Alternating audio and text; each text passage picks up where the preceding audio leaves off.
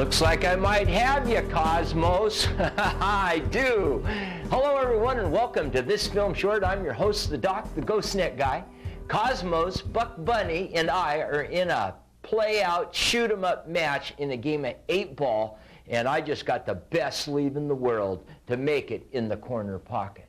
But before I do that, I want to ask Cosmos a favor. Oh, yeah, right, beat him and then ask him a favor. Cosmos, I would like to share with the fishermen out there some tips, a couple of tricks along with that of what I've done with my Volvo Pinta 255 Alpha 350 Chevy.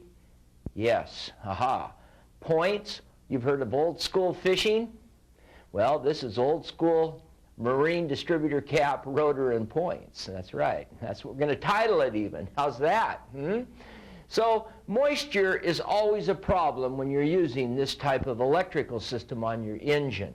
I also would recommend for the cap wires that are going to the plugs, 90-degree elbows coming off the spark plugs here. I recommend for two reasons.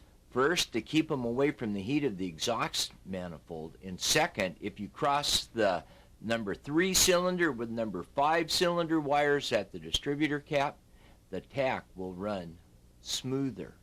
Now let's remove the cap and look inside. You're going to see the distributor cap contact points, and many times they're dirty and corroded. I had a client come out with me that motorcycled across the United States on his Harley, and he had moisture problems, and he recommended that I use electrical contact grease. Harley Davidson, how about that, huh?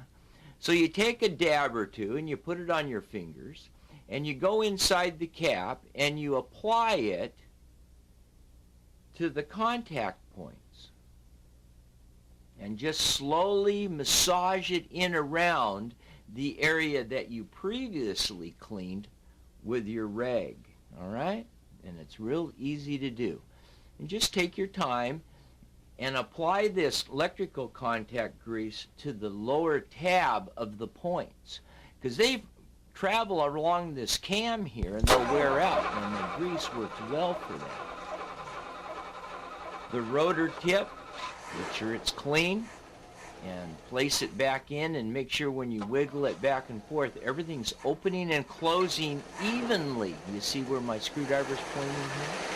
Take a matchbook, and here's another tip. Found it, take your points, open them up, and rub the cloth between these points, cleaning them up. You'll be shocked on how much dirt and grime build up in these points, which will cause them to misfire and not run as well through the motor. It just won't work as well. Now, the next thing that you want to do is realign these points so that the edges line up, and when you close them, you see no light or daylight between them. And if you have to, take a pair of pliers on your final installation and tweak them. All right. What I have in my hand here is a dwell meter, and it tells me how my points are set.